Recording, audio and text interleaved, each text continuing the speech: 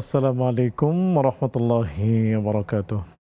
ইন্নাল হামদুলিল্লাহ নাহমাদুহু ওয়া নুসাল্লি আলা রাসূলিহিল কারীম ওয়া বা'দ। সুপ্রিয় দর্শক, দেশের বাইরে যে যেখান থেকে এই মুহূর্তে আমাদের সাথে যুক্ত হয়েছেন সবাইকে স্বাগত জানাচ্ছি। আমি ওবায়দুল্লাহ আল কাফি। দেখছেন আপনাদের প্রিয় চ্যানেল নেক্সাস টেলিভিশনের নিয়মিত আয়োজন ব্যাকমেস বিস্কিটস নিবেদিত ইসলামী জীবন বিধান। সরাসরি সম্প্রচারিত আয়োজন শুরু করছি মহান রব্বুল আলামিনের পবিত্র নামে। বিসমিল্লাহির রহমানির রহিম। যিনি এক এবং অদ্বিতীয়, পরিচিতার শানে। সুবহানাল্লাহি ওয়া বিহামদিহি আদাদা খালকিহি ওয়া রিদা নাফসিহি ওয়া জিনাতা আরশিহি ওয়া মিদাদা কালিমাতিহি। রাসূল করিম সাল্লাল্লাহু আলাইহি ওয়াসাল্লামের শানে পড়ছি আল্লাহুম্মা সাল্লি ওয়া সাল্লিম আলা আবদিকা ওয়া হাবিবিকা মুহাম্মাদিন ওয়া আলিহি ওয়া সাহবিহি আজমাইন। সুপ্রিয় দর্শক, আজও অন্যান্য দিনের মতো একটি বিষয় নিয়ে আলোচনা হবে, আর তা হলো হজের মৌসুম চলছে। হাজিগণ সারা বিশ্বের বিভিন্ন প্রান্ত থেকে, বিভিন্ন দেশ থেকে মক্কা মুকাররমার উদ্দেশ্যে রওনা হয়েছেন এবং অনেকে পৌঁছে গিয়েছেন। হজকে কেন্দ্র করে বিভিন্ন স্থান আছে এবং স্মৃতিময়ী জায়গা আছে, সেগুলো নিয়ে আজকে আমরা সেখানকার শিক্ষা এবং স্মৃতিচারণ আমরা শুনব।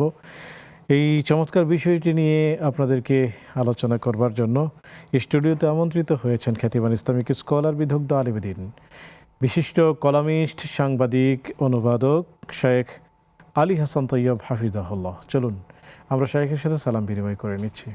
আসসালামু আলাইকুম ওয়া রাহমাতুল্লাহি ওয়া বারাকাতুহু। ওয়ালাইকুম আসসালাম ওয়া রাহমাতুল্লাহি ওয়া বারাকাতুহু। শেখ কেমন আছেন?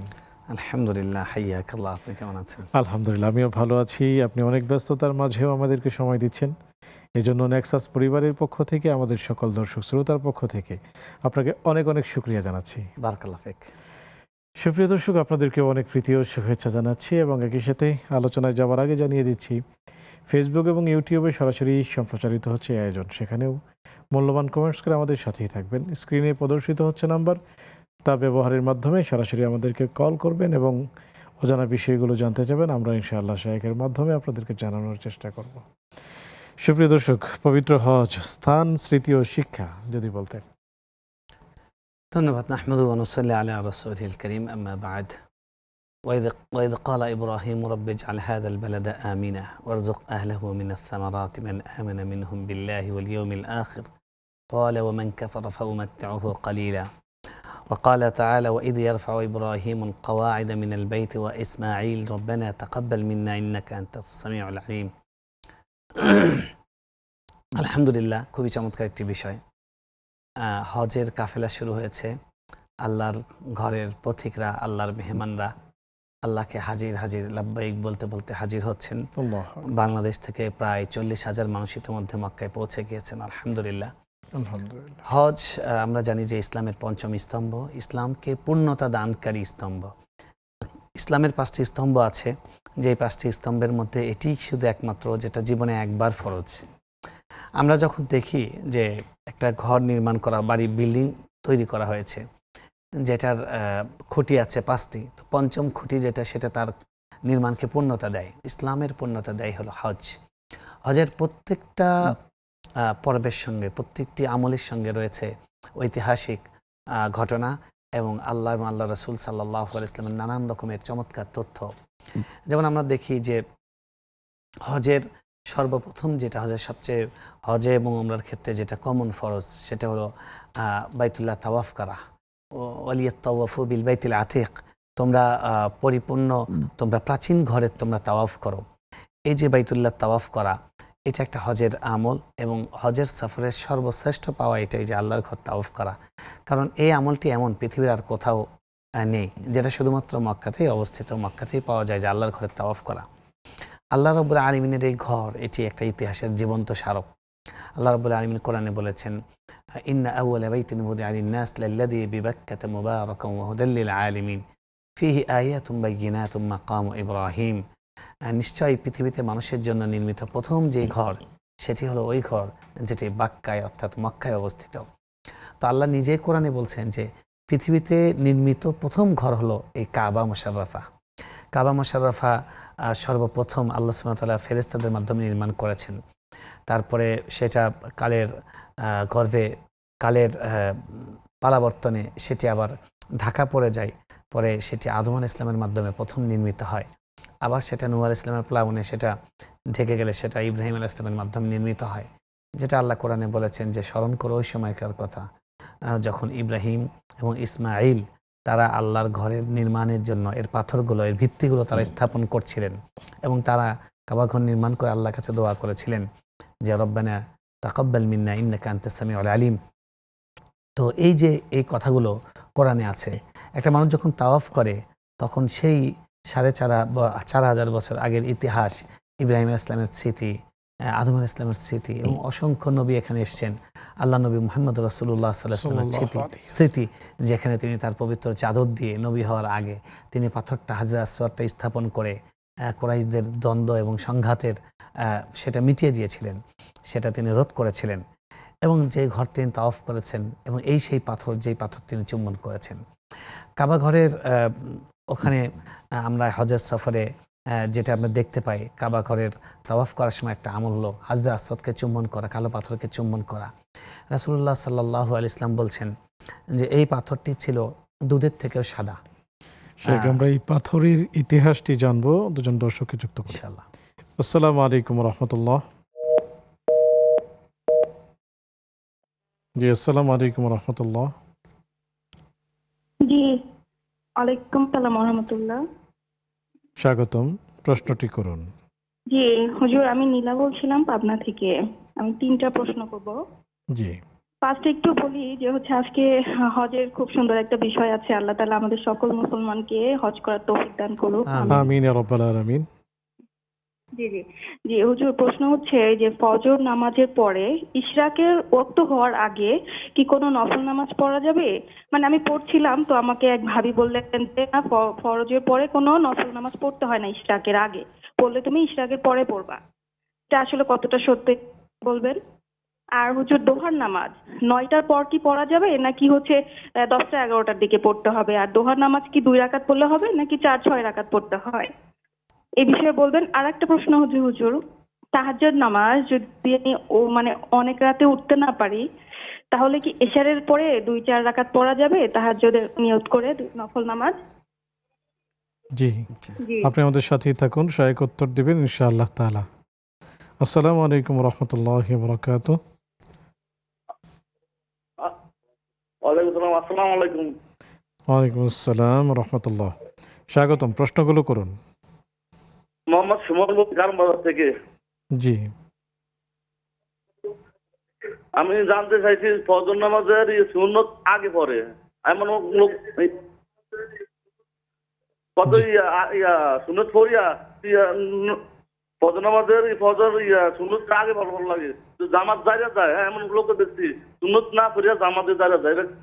এটা কত সত্যি? জি, আমাদের সাথেই থাকুন, সহায়ক উত্তর দিবেন ইনশাআল্লাহ তাআলা। শেখ, আমরা শুনছিলাম, আমরা আলোচনায় ফিরবো, হাজরা কারণ এটা আসওয়াদ। আসলে অনেক শুনতে হবে আমাদের। আমরা কি এই প্রশ্নের উত্তরগুলো অল্প অল্প করে দিয়ে দিব?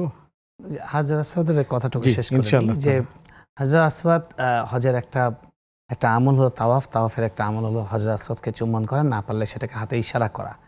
তো এই যে আমাদের হাজী সাহেবরা সেই জায়গায় যাচ্ছেন, চুমো খাচ্ছেন, চুমো দিবেন এবং সেটা স্পর্শ করবেন, এটা ইতিহাসটা জানা থাকলে আমাদের এই আমলটা আরও খুশুর সঙ্গে হবে। ঠিক। এটা আরও খুবই পারফেক্টলি আমরা করতে পারবো। রাসূল সাল্লাল্লাহু আলাইহি ওয়াসাল্লাম বলছেন এটা দুধের থেকে সাদা ছিল। আদমের গুনাহ, আদম সন্তানের গুনাহ এটিকে কালো বানিয়ে দিয়েছে। আল্লাহ। আমাদের গুনাহটা চুষে খাচ্ছে, চুষে খেতে খেতে সে কালো হয়ে গেছে এবং এটা দুধের থেকেও সাদা ছিল। রাসূল সাল্লাম বলছেন ইন্নাল হাজরা ওয়ার রুকনা ইয়াকুতাতানি মিন ইয়াকুতিল জান্নাহ। হাজরা আসওয়াদ এবং এই যে মাকাম ইব্রাহিমের পাথর, এই দুটি জান্নাতের থেকে আগত পাথর। সুবহানাল্লাহ। তো এই পাথর খণ্ডটি কিন্তু জান্নাত থেকে এসেছে। এটা দুধের থেকেও সাদা ছিল এবং কিয়ামতের দিন রাসূল সাল্লাল্লাহু আলাইহি ওয়াসাল্লাম বলছেন আল্লাহ তাআলা এটার চোখ খুলে দিবেন, এই পাথরের দুটো চোখ খুলে দিবেন। সে চোখ দিয়ে দেখবে যারা তাকে চুম্বন করেছে এবং তাদের গুনাহ সে চুষে নিয়েছে, তাদের ব্যাপারে সে সাক্ষী দিবে। সুবহানাল্লাহ। সুবহানাল্লাহ। এই জন্য আমরা প্রত্যেকেই হজে যাওয়ার চেষ্টা করব, উমরায় যাওয়ার চেষ্টা করব এবং আল্লাহর কাছে দোয়া করব আল্লাহ সুবহানাহু ওয়া তাআলা যেন আমাদেরকে হজ মাবরুর নসিব করেন। আমিন ইয়া রাব্বাল আলামিন। আমরা আরো বিভিন্ন বিষয় নিয়ে জানবো, তবে প্রশ্নগুলোর উত্তর যদি আমরা একটু নিয়ে নিতাম। ফজরের নামাজের পরে ইশরাকের আগে কোনো নফল পড়ার অনুমতি আছে কিনা? না, অন্য কোনো নামাজ নেই, অন্য কোনো নামাজ পড়বেন না। রাসূলুল্লাহ সাল্লাল্লাহু আলাইহি ওয়াসাল্লাম বলেছেন 3টা মাকরুহ সময়, তার মধ্যে একটা বলেছেন হাত্তা ইয়াতলু আশ-শামসু, সূর্য ওঠা পর্যন্ত, ফজরের পরে বাদাল ফজর হাত্তা ইয়াতলু আশ-শামস, সূর্য ওঠা পর্যন্ত এই সময় কোনো নামাজ নেই। সূর্য ওঠার পরে তারপরে ইশরাকের নামাজ। এরপর হলো সলাতুদ দোহা কখন পড়তে হয় এবং কত রাকাত পড়তে হয়? জি, সালাতুদ দোহা সম্পর্কে যে কথাটি প্রশ্ন করেছেন আমাদের পাবনার বোন, সালাতুদ দোহাটা মূলত রাসূলুল্লাহ সাল্লাল্লাহু আলাইহি সাল্লাম তিনি 2 রাকাত পড়েছেন, তারপরে তিনি 8 রাকাত, 4 রাকাত, 6 রাকাত বিভিন্নভাবে পড়েছেন। তো এই জন্য 2 রাকাত থেকে 8 রাকাত পর্যন্ত আপনি পড়তে পারেন। রাসূলুল্লাহ সাল্লাল্লাহু আলাইহি সাল্লাম একটি হাদিসে আছে যে তিনি বলছিলেন যে প্রত্যেকটা বনি আদমের শরীরের মধ্যে 360টি জোড়া আছে। প্রত্যেকটা জোড়ার বিনিময়ে আল্লাহ তাআলা শুকরিয়া আদায় করা দরকার, সাদাকা করা দরকার। সাহাবীরা বললেন যে এতগুলো সাদাকা আমরা প্রত্যেকদিন কোত্থেকে করবো, এত অর্থ কই পাবো? রাসূল সাল্লাল্লাহু আলাইহি ওয়াসাল্লাম বললেন যে সবগুলো জোড়ার পক্ষ থেকে সাদাকা হিসেবে 2 রাকাত নামাজ যথেষ্ট হয়ে যাবে। সুবহানাল্লাহ। সুবহানাল্লাহ। সেটা হলো চাস্তের নামাজ। চাস্তের নামাজ আপনি আমাদের যে ইশরাকের সময় এইখান থেকে অর্থাৎ সূর্য উঠে, সূর্য উদিত হওয়ার পরে যখন এটা একটু উপরে উঠবে, এটা কিরণটা একটু ছড়াতে শুরু করবে, একটু ঝাঁঝালো হতে শুরু করবে, সেই সময় থেকে সূর্য ঢলে যাওয়া পর্যন্ত ইশরাক চাস্তের নামাজ বা দোহার নামাজ পড়া যায়। রাসূলুল্লাহ সাল্লাল্লাহু আলাইহি ওয়াসাল্লাম বলেছেন সাল্লাল্লাহু আলাইহি ওয়াসাল্লাম। হিনা ইয়ারমুদুল ফিসাল, অর্থাৎ চাস্তের নামাজ হলো তখন যখন উটনির বাচ্চা সে মানে হাঁটতে গিয়ে গরম অনুভব করে, অর্থাৎ পাথর একটু গরম হয়ে গেছে, একটু রোদের তাপটা বাড়তে শুরু করেছে, এই সময়টা উনি মিন করেছেন। তো সেই হিসেবে আপনি যে 9টার কথা বলেছেন, 9টা থেকে আপনি পড়তে পারবেন এবং সূর্য ঢলে যাওয়ার আগ পর্যন্ত, অর্থাৎ জোহরের ওয়াক্তের আগ পর্যন্ত চাস্তের নামাজ পড়তে পারবেন এবং 2 রাকাত থেকে 8 রাকাত যে কোনো সংখ্যায় পড়তে পারবেন। জাযাকুমুল্লাহ। ইয়াকুম। আসসালামু আলাইকুম ওয়া রাহমাতুল্লাহ। ওয়ালাইকুম আসসালাম। জি, স্বাগতম। প্রশ্নটি করুন। হ্যাঁ, আমার প্রশ্ন হচ্ছে কুরবানি সম্পর্কে। জি, এখন আমি জানি যে আমার মানে যাকাত ফরজ। ফরজ বলতে 10 লাখ টাকা আছে, 3 ভরি স্বর্ণ আছে, আর 10 ভরি রূপা আছে, তাহলে যাকাত ফরজ। জি, কিন্তু আমার কি কুরবানি ফরজ হয়েছে? আমি জিনিসটা একটু বুঝায় বলবেন, আমি জি। জিনিসটা বুঝতে চাই। আর প্রতি বছরই কি দিতে হবে? জি, আমাদের সাথেই থাকুন, সহায়ক উত্তর দিবেন ইনশাআল্লাহ তাআলা। আসসালামু আলাইকুম ওয়া রাহমাতুল্লাহি ওয়া বারাকাতুহু। জি, কে আছেন? হ্যাঁ হুজুর, আমি হচ্ছে রংপুরে পিরোজ থেকে বলছি। বলুন। জি, আমরা শুনতে পাচ্ছি, যিনি বলুন। আলোচক আছে, হ্যাঁ, যিনি আলোচক উনি অনেক আমার শ্রদ্ধা করার জন্য একটি ওনার প্রত্যেকটা প্রোগ্রাম আমি দেখি, যে কোনো চ্যানেল। জি, দোয়া করবেন ইনশাআল্লাহ। আমার প্রশ্নটা হচ্ছে পর্দার কারণে একজন আমার এক বান্ধবীকে তার শ্বশুর বাড়ির লোক জোর করে ডিভোর্স দেয়, এটা জি। কতটা শরীয়সম্মত? আর হচ্ছে আল্লাহ কাদেরকে বেশি পরীক্ষা করেন? হুজুর, আর আরেকটা আমার প্রশ্ন ছিল, জি। আমি যখন প্রথম- রাস্তায় যাব কিভাবে মেইনটেইন করে যাব, ফেস ঢেকে না ফেস বের করে? পর্দা। জি, আপনি হুজুর, প্রথম। আরেকটা প্রশ্ন ছিল, জি, বলুন। আমার 2 ভাই লাভ ম্যারেজ করছেন, কিন্তু আমার মা হচ্ছে সম্মতি দেন নাই।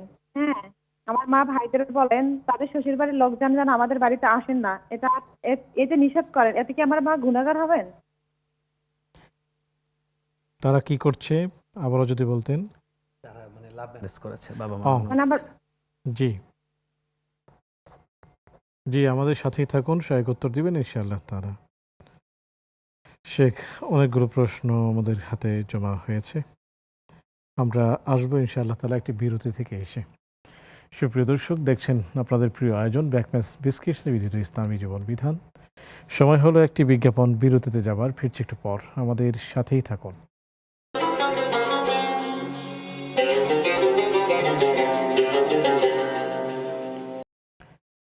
আসসালামু আলাইকুম ওয়া রাহমাতুল্লাহি ওয়া বারাকাতুহু। সুপ্রিয় দর্শক, বিরতির পর সাদর আমন্ত্রণ জানাচ্ছি আপনাদের প্রিয় আয়োজন ব্যাকম্যাচ বিস্কিটস নিবেদিত ইসলামী জীবন বিধানে। আলোচনা করছেন শেখ আলী হাসান তৈয়ব, সাথে আছি আমি ওয়াহিদুল্লাহ আল কাফি। আলোচনা চলছে পবিত্র হজ, স্থান, স্মৃতি, শিক্ষা। পেয়েছি আপনাদের বেশ কিছু প্রশ্ন, জানতে চলে যাচ্ছি সরাসরি শেখের কাছে। শেখ, যদি বলতেন এশার নামাজের পর যদি তাহাজ্জুদের নিয়তে 4 রাকাত পড়ে ঘুমান, সেক্ষেত্রে কি কিছু সওয়াব পাবেন কিনা? জি অবশ্যই। দেখুন তাহাজ্জুদের সময় হলো এশার পর থেকে সুবহে সাদিকের আগ পর্যন্ত পুরোটাই তাহাজ্জুদের সময়। শেষ রাতে যদি পড়া হয় তাহলে সেটা সুন্নতের সাথে বেশি অ্যাপ্রোপ্রিয়েট হয়, সেটার সওয়াবটা বেশি হয়, যেটা আল্লাহর ওলি, আল্লাহর প্রিয় বান্দা, আল্লাহর বিশেষ বান্দাদের বৈশিষ্ট্য। আর বলা হচ্ছে বারবার আলেমরা তাগিদ দিচ্ছেন যে শেষ রাতে যদি না হয়, আমাদের যে জীবন, আমাদের ঘুমাতে ঘুমাতে 1টা বাজে 1:30টা বাজে, কীভাবে শেষ রাতে এই মানুষটা উঠবে? ফজরে ওঠাই তো চ্যালেঞ্জিং, আল্লাহ হেফাজত করেন। তো সেজন্য শোয়ার আগে 2 রাকাত হলেও নামাজ পড়ে নেওয়া, যাতে রাতটা তাহাজ্জুদ মুক্ত না হয়। আল্লাহ কোরআনে বলেছেন নাফিনাতাল্লাক, এটা তোমার জন্য অতিরিক্ত। তো অতিরিক্ত হিসাবে এটা যেন আমরা ঘুমের আগে 2 রাকাত হলেও পড়ে নিই। তো 4 রাকাত যেটা আপনি পড়ছেন শোবার সময়, অবশ্যই সেটা তাহাজ্জুদের সওয়াব পাবেন, কোনো চিন্তা করার কারণ নেই। জাযাকুমুল্লাহু খায়রান। ফজরের সুন্নত নিয়ে একটি প্রশ্ন করেছেন যে অনেক সময় জি। ফরজ দাঁড়িয়ে গিয়েছে, অনেকে সুন্নত না পড়েই পড়ছে না, সেটা এটার বিধান কি হবে?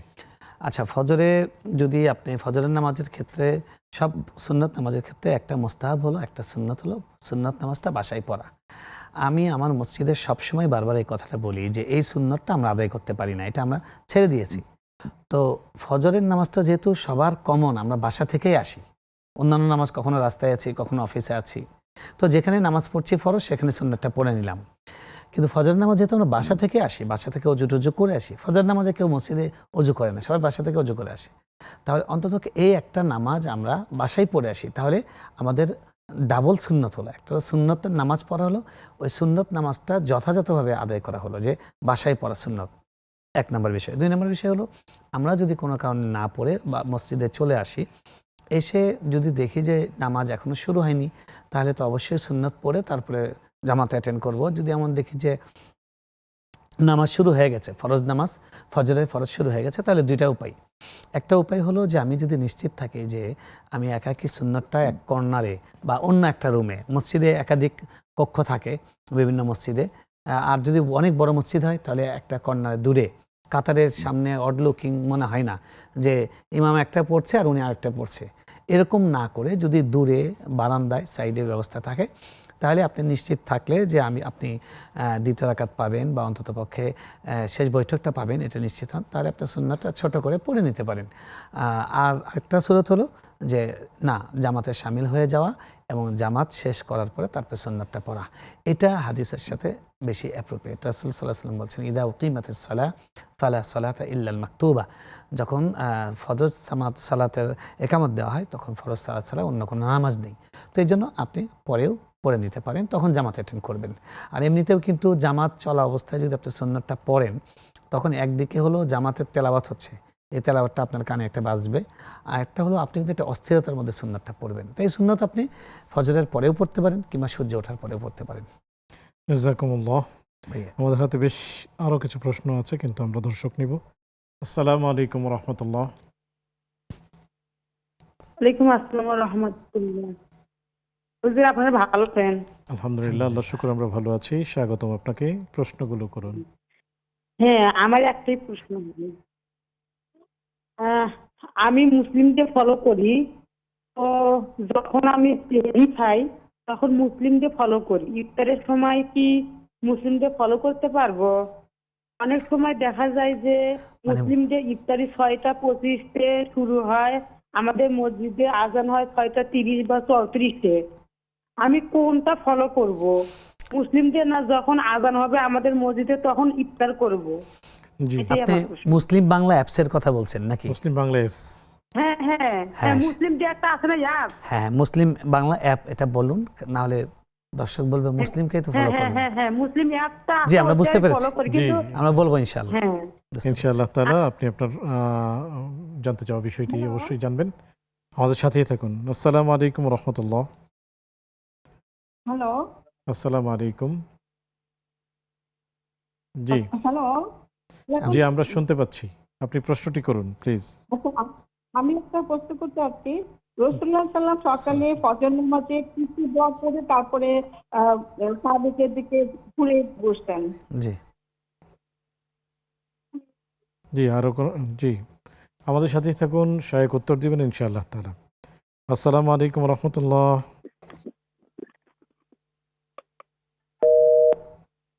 জি শায়েক, আমরা আপনার কাছেই আসছি। কুরবানি কখন ফরজ হয়, কাদের উপর ফরজ হয়? প্রথম প্রশ্ন এটি। আচ্ছা জি, তিনি যে প্রশ্নটা করেছিলেন, 10 ভরি স্বর্ণ আছে, আরো কত ভরি, 3 ভরি রূপা আছে, আরো টাকা আছে, 10 ভরি রূপা আছে, মাশাআল্লাহ। আল্লাহ আল্লাহ আপনার সম্পদে বারাকা 10 দান লক্ষ করুন। টাকাও আছে। হ্যাঁ, আপনি আল্লাহ আপনার সম্পদে বারাকা দান করুন। আপনি আমিন। যদি কুরবানি না দেন, পৃথিবীতে কুরবানি দেবে কে? তো রাসূলুল্লাহ সাল্লাল্লাহু আলাইহি ওয়াসাল্লামের আম্মাজান আয়েশা রাদিয়াল্লাহু আনহা বলেছেন যে 3 দিন লাগাতার কখনো আমরা পেট ভরে রাতে খাইনি। সেই নবী সাল্লাল্লাহু আলাইহি ওয়াসাল্লাম যখন বিদায় হজে যান, 100টা উট কুরবানি দিয়েছেন। নিজ হাতে তিনি 70টি জবাই করেছেন এবং আলী রাদিয়াল্লাহু তাআলা বাকিগুলো জবাই করেছেন।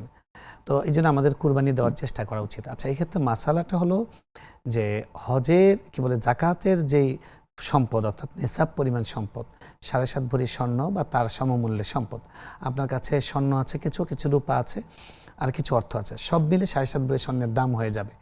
তাহলে আপনি নেসাব পরিমাণ সম্পদের মালিক। যে ব্যক্তি ঈদের দিন নেসাব পরিমাণ সম্পদের মালিক থাকবে তার জন্য কুরবানি করা ওয়াজিব। জাকাতের ক্ষেত্রে কিন্তু 1 বছর পূর্ণ হতে হয়, আর এটার ক্ষেত্রে কুরবানির ক্ষেত্রে কিন্তু 1 বছর পূর্ণ হওয়া সত্য নয়। তো আপনি যেহেতু জাকাত দেন, জাকাত ফরজ, যার উপর জাকাত ফরজ তার উপর তো অবশ্যই কুরবানি তারপরে ওয়াজিব। আপনি কুরবানি করবেন, ইনশাআল্লাহ সওয়াব পাবেন, অনেক সওয়াব পাবেন। হিসাব করার কিছু নেই, খুশি মনে আল্লাহকে কুরবানি দিবেন। আল্লাহ তাআলা খুশি হবেন। আল্লাহ বলেছেন যে আমার কাছে গোশতও পৌঁছে না, রক্তও পৌঁছে না, লা ইয়ানালাল্লাহু লুহুমুহা ওয়ালা দিমাউহা। আমি এটা খাই না, এটা তোমাদেরকে আমি দিয়েছি, আমি শুধু তোমাদের তাকওয়াটা দেখতে চাই। আল্লাহকে আমি দিতে পারছি, আল্লাহর জন্য কুরবানি করতে পারছি, এই সৌভাগ্যটা অর্জন করার জন্য নিজের থেকে আগ্রহ করে করা উচিত। আমিন। আল্লাহ তাআলা যেন সবাইকে এই তৌফিক দান করেন। আমিন ইয়া রাব। শেখ, পর্দা বিষয়ক প্রশ্ন আপনি যেমন জি, শুনেছেন। আপনি প্রশ্ন করেছেন যে মুখটা বাইরে যখন বের হবে তখন মুখটা খোলা থাকবে না ঢাকা থাকবে? অবশ্যই ঢাকা থাকবে। আল্লাহ বলেছেন ওয়ালা ইউবদিনা জিনাতাহুন্না, তারা যেন তাদের সৌন্দর্য প্রকাশ না করে। আপনি বলুন, একজন মানুষের সৌন্দর্যের কেন্দ্র কোনটা? সেন্টার হলো চেহারা। চেহারার দিকেই মানুষ তাকায়, চেহারাই মানুষকে আকর্ষণ করে। বলে চিত্তাকর্ষক চেহারা, মন টেনে নেয় এরকম চেহারা। তো যেটা আকর্ষণের জায়গা সেটা তো আগে ঢাকবেন, এজন্য চেহারা ঢাকা। শুকরান, জাযাকুমুল্লাহ। যদি লাভ ম্যারেজের কারণে বাড়িতে আসতে নিষেধ করে, যেমনটি আপনি শুনেছিলেন। জি, 2 ভাই লাভ ম্যারেজ করেছে। আসলে এগুলো এত এখন ডালভাত হয়ে গেছে সমাজে, এগুলো আসলে বলতেও বলতেও আমরা ক্লান্ত। আল্লাহ আমাদেরকে হেফাজত করেন। আসলে আমাদের ছেলে এবং মেয়েদের বোঝা উচিত যে তাদের যে চয়েস করার চোখ, তার থেকে অনেক পরিণত চোখ হলো বাবা মার চোখ। আর বাবা মার আছে অভিজ্ঞতা, আমাদের নাই অভিজ্ঞতা। তাই বাবা মার মতামতকে গুরুত্ব দেওয়া উচিত। অন্ততপক্ষে আল্লাহ না করুক, কারো যদি অ্যাফেয়ার হয়েও যায়, এটা তো নাজায়েজ, যদি হয়েও যায় অন্ততকে বাবা মার সাথে সমন্বয় করে নেন। তাদেরকে বলুন দেখতে পারো তোমরা, এরকম এরকম আছে, হ্যাঁ এই জিনিসটা চয়েসফুল, তাদেরকে সাথে নিয়ে করা। কারণ বাবা মার দোয়া ছাড়া এই জীবনে এগিয়ে যাওয়া সম্ভব নয়। শায়েখ সুরামের একটা খুতবা ছিল, উনি বলেছিলেন যে এই পৃথিবীতে যত সফল মানুষ আছে কেউ বাবা মার অবাধ্য সন্তান নয়। এমনকি অমুসলিম যারা সফল তারাও তাদের বাবা মার অনুগত। তো এই জন্য বাবা মাকে কষ্ট দিয়ে দাম্পত্য জীবনে যাওয়া উচিত নয়। আল্লাহ আমাদের হেফাজত করেন। বাকি আপনার 2 ভাই যেটা করেছেন, আপনার মা কষ্ট পেয়ে বলেছেন তুই আমার বাড়িতে আসবি না, আমাদের বাবা মা কষ্ট পেয়ে বলেন, তাদের এটা বলার অধিকার আছে। বাকি আপনার মায়ের সামনে যদি সে পড়ে যায় যেন কথা বলেন, কারণ 3 দিনের বেশি কারোর সঙ্গে কথা বন্ধ থাকলে তার কোনো ইবাদত কবুল হবে না। যেহেতু সে নাফরমানি করেছে, বাবা মাকে কষ্ট দিয়েছে, বাবা মা বলবে তুই আমার চোখের সামনে আসিস না। তবে যদি সামনে এসে কথা বলবেন, চোখের সামনে আসিস না, এটা রাসূল সাল্লাল্লাহু আলাইহি ওয়াসাল্লাম বলেছেন। রাসূল সাল্লাল্লাহু আলাইহি ওয়াসাল্লামের চাচার কলিজা চিবিয়ে খেয়েছেন তিনি যখন ইসলাম গ্রহণ করেছেন। তখন রাসূল সাল্লাল্লাহু আলাইহি ওয়াসাল্লাম বলেছেন যে আমি তোমাকে ক্ষমা করে দিয়েছি, তোমার উপর কোনো আমার অভিযোগ নেই, তবে তুমি আমার সামনে একটু কম আসবে, তোমাকে দেখলে আমার চাচার কথা মনে পড়ে যাবে। মা বাবাদের সচেতন হওয়ার প্রয়োজন আছে কিনা, যে সন্তান যখন বিয়ের বয়স হচ্ছে তাৎক্ষণিক বিয়ের জন্য প্রিপারেশন নেওয়ার দরকার আছে? এটা একটা গুরুত্বপূর্ণ কথা। একটা ছেলের বয়স হয়ে যাচ্ছে 30 বছর 31 বছর, মেয়েদের বয়স 25 বছর পার হয়ে 26 27 28 30-এ চলে যাচ্ছে। আপনি বলেন আমার বাচ্চা ছেলেটা বাচ্চা মেয়েটা সে তো অলরেডি 10 জনের সঙ্গে সম্পর্ক হয়ে গেছে। এত ঘটনা ঘটছে। ওদিন দেখলাম ক্লাস 10-এর মেয়ে অনশন করছে যে তার সাথে 3 মাস ধরে অনেক কিছু, এখন বিয়ে কেন করছে না।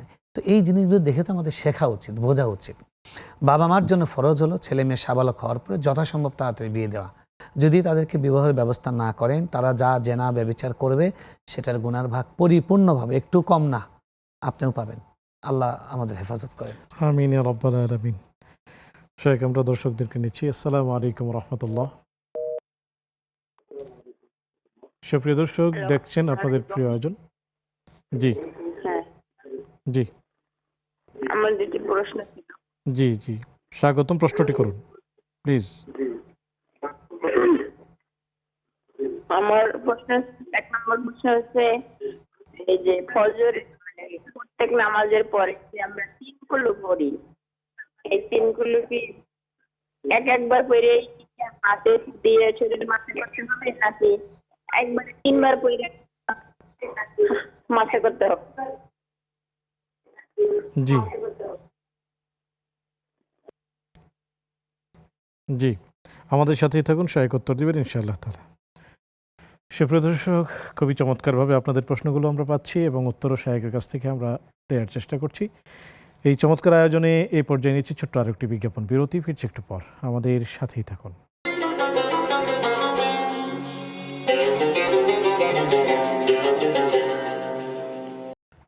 আসসালামু আলাইকুম রহমতুল্লাহি বারাকাতুহু। সুপ্রিয় দর্শক, বিরতির পর সাদর আমন্ত্রণ জানাচ্ছি আপনাদের প্রিয় আয়োজন ব্যাকমেস বিসকিস নিবেদিত ইসলামী জীবন বিধানে। আলোচনা করছেন শেখ আলী হাসান তৈয়ব হাফিজাহুল্লাহ, সাথে আছে আমি ওবায়দুল্লাহ আল কাফি। আপনাদের বেশ অনেকগুলো প্রশ্ন আমাদের হাতে জমা হয়েছে, আমরা সেই প্রশ্নের উত্তরগুলোই ইনশাআল্লাহ তাআলা জানতে চলে যাব। শেখ, আমরা বলছিলাম যে এই যে এত পরিমাণ অঘটনগুলো ঘটে যাচ্ছে, যে ছেলে মেয়েকে একাকী পছন্দ করছে, আমার কথা হলো যে ওই পর্যন্ত আমি সুযোগ দেব কেন? আমার সন্তানের মধ্যে তো আমারই জিন যাচ্ছে, তাহলে আমি কেন তাকে বুঝবো না? সেই সময়টার আগেই যদি আমি তাকে বৈধ পন্থায় বিবাহ শাদী দিয়ে দেই, তাহলে তো বরং এটি মেয়ে থাকলে মেয়েকে ছেলে দেখে রাখবে, ছেলে থাকলে ছেলেকে মেয়ে দেখে রাখবে, তারা একজন আরেকজনের সাপোর্ট করতে পারে। শেখ, এই ব্যাপারে যদি একটু বলতেন, এরপর আমরা প্রশ্ন যাচ্ছি। জি জি অবশ্যই, মানে আমাদের আল্লাহ সুবহানাহু ওয়া তাআলা বলেছেন ওয়ালা তাকরাবুজ জিনা, এবং জেনার কাছেও যেও না। তো জেনার কাছেও না যাওয়ার বুদ্ধি হলো যে জেনার মতো পরিস্থিতি হওয়ার আগেই বৈধ ব্যবস্থা করে দেওয়া। একটা মানুষ ক্ষুধা লেগেছে, চুরি করে কখন?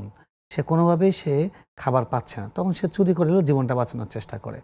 মানুষের স্বাভাবিক পেটের খাদ্যের মতো চাহিদার মতোই যৌন চাহিদা, জৈবিক চাহিদা, এটা একটা স্বাভাবিক ব্যাপার। তো এটা পূরণের জন্য তো বৈধ পথ আপনার খোলা রাখতে হবে। এখন আপনি এই বিয়ে বন্ধ করে রাখবেন সব দিক থেকে, আর ওদিকে আগুনের মধ্যে শুধু ধূপ দিচ্ছেন, কেরোসিন দিচ্ছেন, ডিজেল পেট্রোল ঢালছেন, যে যৌনতা উস্কে দিচ্ছেন চারপাশ থেকে, বেহায়াপনা, অশ্লীলতা, নগ্নতা, সহশিক্ষা সব কিছু করে দিচ্ছেন।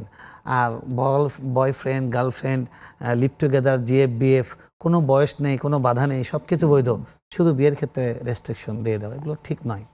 এগুলো আমি গত সপ্তাহে এখানে বলেছি যে এগুলো আমাদের রাষ্ট্রের পুনর্বিবেচনা করা উচিত, আমাদের ছেলে মেয়েদের চরিত্র বাঁচানো উচিত।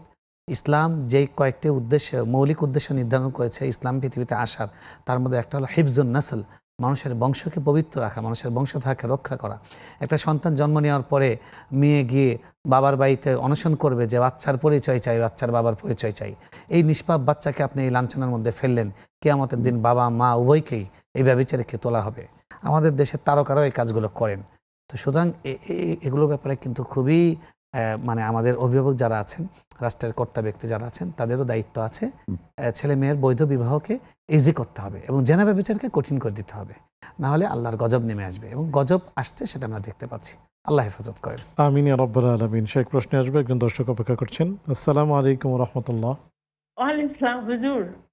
আমি আল্লাহর ঘরে কয়েকবার আল্লাহ নিয়ে গেছে আমার, কিন্তু হযরত আসর ওই পাথর আমি ছুঁতে পারিনি। আমার হাজবেন্ড বলছে ভিড়ের মধ্যে তোমাকে যেতে হবে না, তুমি দূরে থেকে হাত ইশারা করে ইয়া করো।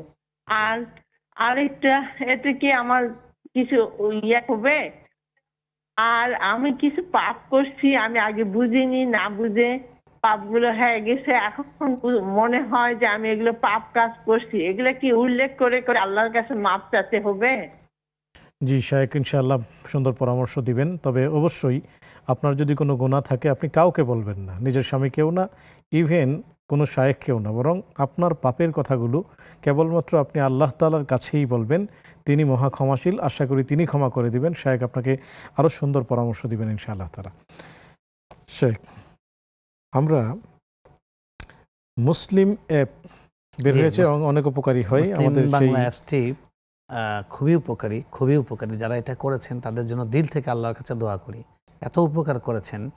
আমি মক্কায় যাওয়া মাত্র সেখানে যাওয়া মাত্র কেবলা খুঁজে পেতে, ওখানে সবচেয়ে বড় চ্যালেঞ্জ মক্কায়, আল্লাহু আকবার। ওখানে কেবলা খুঁজে পেতে খুবই সমস্যা, দিক নির্ধারণ করা যায় না, ওইটা ওখানে কম্পাস দেওয়া আছে। এবং ওয়াক্ত অটোমেটিক নিয়ে নেই, ওখানে যাওয়ার পর আপনি ক্লিক করবেন যে ম্যাপ থেকে সময় নির্ধারণ, আপনার জোন নির্ধারণ অটোমেটিক আপনার জোন পরিবর্তন হয়ে গেছে। তো এটা খুবই সুন্দর। ওইখানে আপনি নিজের জোনটা নির্ধারণ করে দিবেন। কথার কথা আপনি ময়মনসিং আছেন, ময়মনসিং ঠিক করে দিবেন, রংপুর আছেন রংপুর, ঢাকা আছেন ঢাকা, তাহলে অ্যাকুরেট টাইমটা দেখাবে। তো অ্যাকুরেট টাইম আপনি আপনার ঘড়ির টাইমটা যদি অ্যাকুরেট হয়, অর্থাৎ যেই ঘড়িতে, বিশেষ করে মোবাইলের টাইমটা অ্যাকুরেট হয়, কারণ ওটা গুগল থেকে নেওয়া গ্রিনিচ টাইম। তো যদি আপনি মোবাইলের টাইমটা দেখে নেন যে সূর্য অস্ত হয়ে গেছে যাওয়ার যে টাইম, এই টাইমের পরে আপনি ইফতার করতে পারবেন, নিঃসংকোচে ইফতার করবেন। আজান দিল কি দিল না এটা নিয়ে চিন্তা করার কোনো দরকার নাই। রাসূল সাল্লাল্লাহু আলাইহি ওয়াসাল্লাম বলেছেন, লা ইয়াজালু উম্মতি খায়র ফি খায়র হাত্তা ইউআজ্জিলুল ফিতর, যতদিন তারা তাড়াতাড়ি ইফতার করবে তারা কল্যাণের মধ্যে থাকবে, অর্থাৎ যথাসময় ইফতারের টাইম হওয়ার পরে দেরি না করা। জাযাকুমুল্লাহু খায়রান। শেখ, ফজরের পরে অনেকেই অনেক আমল করে থাকেন, আসলে নবীজি সাল্লাল্লাহু আলাইহি ওয়াসাল্লাম কি কি আমল করতেন? যে তিনি সুন্দর প্রশ্ন করেছেন যে আল্লাহ রাসূল সাল্লাল্লাহু আলাইহি ওয়াসাল্লাম তিনি ফজরের পরে কিছু আমল করতেন, করে তারপর সাহাবীদের দিকে মুখ ফিরিয়ে বসতেন। হ্যাঁ, এই আমলগুলো আমাদের জীবনে আসা দরকার। আমি প্রায় বলি কথাগুলো, বিভিন্ন জায়গায় বলার চেষ্টা করি, আমি অধম আল্লাহর গুনাহগার বান্দা, যে আল্লাহ নবী সাল্লাল্লাহু আলাইহি ওয়াসাল্লাম আমাদের নিরাপত্তার জন্য, আমাদের দুনিয়া আখিরাতের সমস্যার সমাধানের জন্য এত সুন্দর সুন্দর দোয়া শিখিয়েছেন। এই কথাগুলো এভাবে যে বলা যায় এত সুন্দর করে, এটা আমাদের পক্ষে কল্পনাও করা সম্ভব নয়। তো এই জন্য আমাদের নবী সাল্লাল্লাহু আলাইহি ওয়াসাল্লামের প্রত্যেক ফরজ নামাজের পরে সুন্নত দোয়াগুলো শেখা দরকার, সকাল সন্ধ্যা দোয়াগুলো শেখা দরকার। ফজরে রাসূলুল্লাহ সাল্লাল্লাহু আলাইহি ওয়াসাল্লাম এক্সট্রা যে দোয়াগুলো সকালবেলা পড়তেন, তার মধ্যে একটা হলো আউযু বিকালিমাতিল্লাহি তাম্মাতি মিন শাররি মা খালাক 3 বার, বিসমিল্লাহিল্লাযী লা ইয়াদুররু মা ইসমিহি শাইউন ফিল আরদি ওয়ালা ফিস সামাই ওয়া হুয়াস সামিউল আলিম 3 বার, তারপরে সাইয়্যিদুল ইস্তিগফার 1 বার, তারপর আয়াতুল কুরসি 1 বার। হ্যাঁ, এরপরে অন্যান্য নামাজের যেগুলো তাসবিহ আছে 3 কুল, ফজর এবং সকাল এবং সন্ধ্যায় 3 বার 3 বার করে পড়তেন, বাকি 3 ওয়াক্তে 1 বার করে পড়তেন। এরপরে তিনি আসবাহনা ওয়া আসবাহাল মুলকু লিল্লাহ আলহামদুলিল্লাহ ওয়া শুকরু লিল্লাহ আল্লাহুম্মা বিকা আসবাহনা ওয়া বিকা আমসাইনা ওয়া বিকা নাহইয়া ওয়া বিকা নামুত, অনেক দোয়া আছে। আপনি হিসনুল মুসলিম দেখে নিতে পারেন, as-সুন্নাহ ফাউন্ডেশনের ছোট সকাল সন্ধ্যার জিকির বইটি আছে শাইখ আহমদুল্লাহর, ওইটাও আপনি দেখতে পারেন। এগুলো দেখে এগুলো পড়বেন, এবং এগুলো আমাদের প্রত্যেকের পড়া উচিত, শিশুদের শেখানো উচিত। এগুলো আমাদের জন্য আত্মরক্ষার মানে অনেক বড় মাধ্যম। আমাদের জানমালের কোনো নিরাপত্তা নেই, কোথাও নিরাপত্তা নেই। হসপিটালে গিয়ে আবার দুর্ঘটনার শিকার, থানায় গিয়ে আবার দুর্ঘটনার শিকার, মসজিদে নিরাপত্তা নাই, মাদ্রাসায় নিরাপত্তা, অর্থাৎ প্রত্যেকটা মানুষের মধ্যে পশুত্ব এবং অনিশ্চয়তা। তো এই সময় আল্লাহর হেফাজত ছাড়া, আল্লাহর নিরাপত্তা ছাড়া আমাদের জন্য কোনো নিরাপত্তা নেই। আমরা বিশেষ করে বাসা থেকে বের হওয়ার সময় বিসমিল্লাহি তাওয়াক্কালতু আলাল্লাহ লা হাওলা ওয়ালা কুওয়াতা ইল্লা বিল্লাহ আল্লাহুম্মা ইন্নী আউযু বিকা আন আযিল্লা আও উযল্লা আও আদিল্লা আও উদল্লা আও আযলিমা আও উযলাম আও আজহালা আও ইউজহালা আলাই, এই দোয়াগুলো পড়ে বের হব, সকাল সন্ধ্যা দোয়া পড়বো, আল্লাহ আমাদের হেফাজত করবেন। আমিন ইয়া রাব্বাল আলামিন। আসসালামু আলাইকুম ওয়া রাহমাতুল্লাহ। ওয়ালাইকুম সালাম ওয়া রাহমাতুল্লাহ। হুজুর, আমি সুমন নেত্রকোনা থেকে বলছি। স্বাগতম প্রিয় ভাই, প্রশ্নটি করুন। হুজুর, আমার একটা প্রশ্ন হলো, একজন কোন ধর্মের লোক মুসলিম ধর্ম গ্রহণ করেছে, জি, এতে হুজুর দিয়ে তওবা করানোর পরে এবং কোর্টে এফিডেভিট করে সম্পূর্ণ করানো হয়েছে, এতে কি উনার বয়স হলো 35 বছর, উনাকে কি খতনা করতে হবে? জি, আমাদের সাথেই থাকুন, শায়েখ উত্তর দিবেন ইনশাআল্লাহ তাআলা। খুবই সুন্দর প্রশ্ন করেছেন জি, জি। শায়েখ, আমরা আসবো, তবে আমাদের আরও এখানে প্রশ্ন আছে। ফজরের নামাজের পরে অনেকেই 4 কুল পড়ে থাকেন, সেটি কি একবার করে পড়বেন নাকি 3 বার করে পড়বেন?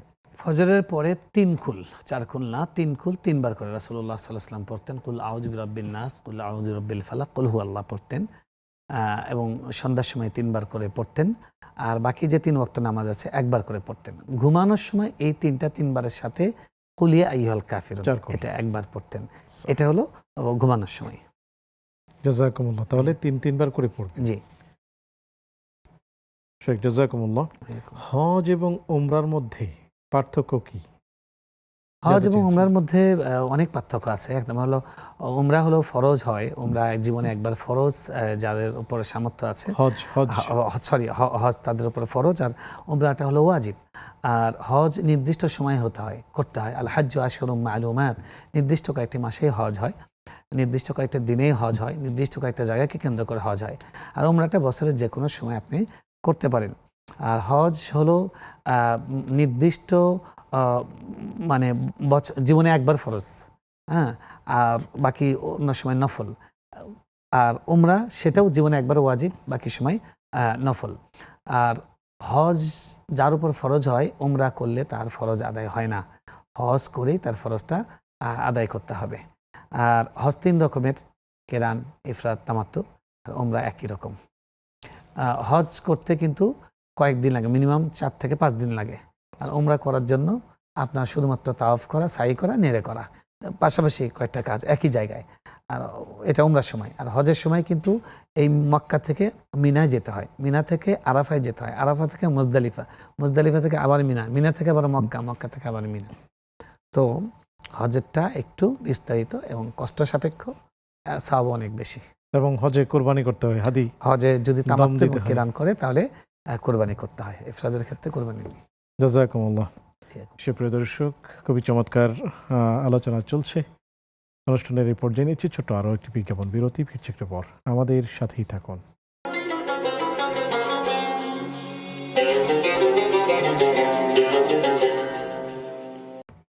আসসালামু আলাইকুম রহমতুল্লাহি বারাকাতুহু। সুপ্রিয় দর্শক, বিরতির পর সাদর আমন্ত্রণ জানাচ্ছি আপনাদের প্রিয় আয়োজন ব্যাকম্যাচ বিস্কিটস নিবেদিত ইসলামী জীবন বিধানে।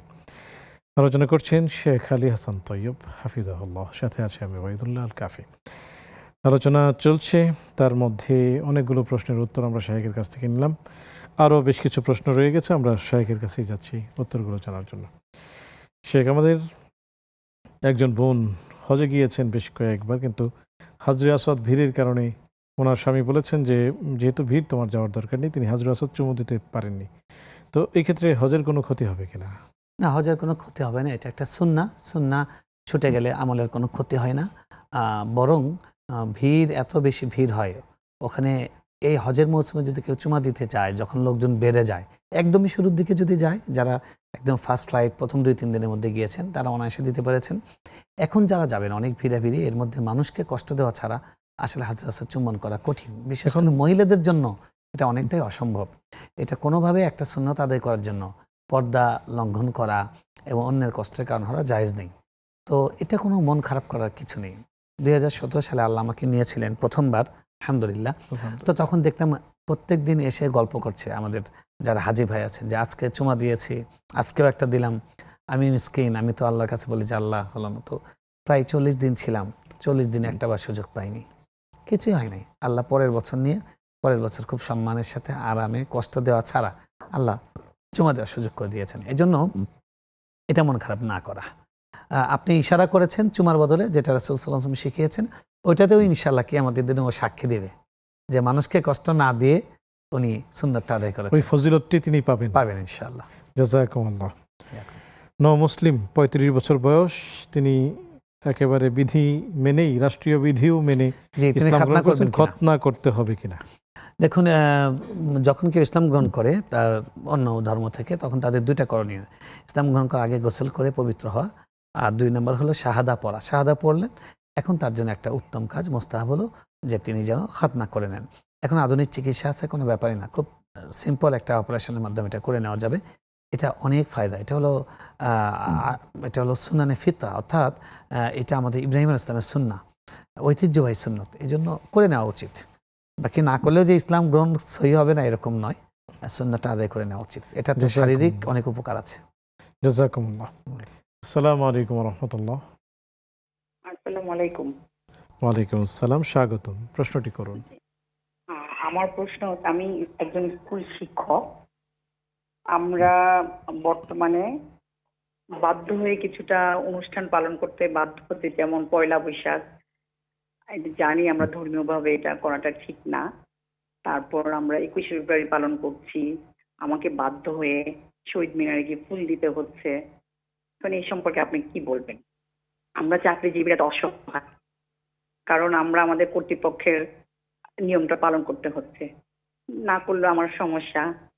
তারপর আবার দেখলাম এবার আমাদের বিরোধী দলের নেতা, যিনি আমি সঠিক বলছি কিনা জানি না, তবে আমার মনে হয় প্রথম উনি শহীদ মিনারে ফুল দিতে গিয়েছেন। সেই সম্পর্কে যদি কিছু একটু বলতেন। জি, অনেক অনেক শুকরিয়া। আপনি ইসলামকে মেনে চলার চেষ্টা করছেন এবং প্রত্যেকটি বিষয়ে আসলে আপনি বিধি জেনে করার চেষ্টা করছেন। আল্লাহ তাআলা আপনাকে এর জন্য উত্তম বিনিময় দান করুন, প্রতিদান দান করুন। শেখ, যদি আমরা খুবই চমৎকার প্রশ্ন করেছেন এবং তিনি একজন শিক্ষিকা এবং তিনি জাতিকে শেখাচ্ছেন। তো বাধ্য হয়ে যেই অনুষ্ঠান এবং আচার যেগুলো বিজাতীয় সেগুলো করতে হচ্ছে, এই ক্ষেত্রে কি বলবেন? আসলে প্রথম কথা হলো এগুলো খুবই ক্রিটিক্যাল বা টেকনিক্যাল প্রশ্ন। এগুলো প্রশ্ন ব্যক্তিগতভাবে জিজ্ঞেস করলে সবচেয়ে বেশি ভালো, মানে মন খুলে কথা বলা যায়। গণমাধ্যমে সব কথা উন্মুক্তভাবে বলা যায় না, কারণ মানুষ অনেক কথার অপব্যাখ্যা করে বা গণমাধ্যম নিজেও কখনো এটার জন্য বিরূপ পরিস্থিতির শিকার হতে পারে। এই জন্য আমরা অনেক কথা টেকনিক্যালি বলতে পারি না। আমি আপনাকে যেটা বলবো যে একটা কথা, মূল কথা হলো আল্লাহ রাসূল সাল্লাল্লাহু আলাইহি ওয়াসাল্লাম বলেছেন যে আল্লাহর অবাধ্য হয়ে কোনো ব্যক্তির আনুগত্য করা জায়েজ নেই। আপনার স্বামীর প্রত্যেকটা হুকুম মানা ফরজ। আপনার স্বামী যদি আপনাকে বলে যে তুমি বোরকা বলে তোমাকে ভালো লাগে না, বুড়ি বুড়ি দেখা যায়, কথার কথা, বয়স্ক দেখা যায়, স্বামীর এই কথা ডোন্ট কেয়ার, এটা কোনো মানাই যাবে না, এটা কোনো পাত্তা দেওয়া যাবে না, অথচ তার কথা কিন্তু মান্য করা ফরজ। এখন যদি রাষ্ট্র, দল বা আপনার চাকরি আপনাকে কোনো শরীয়ত বহির্ভূত বিষয় আপনাকে বাধ্য করে, আপনি চেষ্টা করবেন সেটা থেকে বিরত থাকার, যতটা টেকনিক করে সেখান থেকে বিরত থাকা যায়। এরপরেও যদি আপনি বাধ্য হন, তাহলে আপনাকে পুনর্বিবেচনা করতে হবে যে আপনি যে জবটা করছেন এটা আপনার জন্য অস্তিত্বের প্রশ্ন কিনা। যদি এরকম হয় এটা না করলে আপনার রুটি রুজি জীবন ধারণই কঠিন হয়ে যাবে, তাহলে আপনি বাধ্যতামূলক একটা ওজর অবস্থায় আছেন, ওজরের কারণে তখন ওই কাজটা আপনি বাধ্যতামূলক করলে আল্লাহ আপনাকে ক্ষমা করবেন। আর যদি এরকম হয় যে এটার কারণে এটার সাথে আপনার রুটির যে সম্পর্ক নেই, এটা একটা স্ট্যাটাস বা একটা অতিরিক্ত, এটার কোনো প্রয়োজন নেই, তাহলে আপনি প্রয়োজনে চাকরি পুনর্বিবেচনা করবেন, আপনি বেটার কিছু খুঁজবেন, এটাই উত্তম।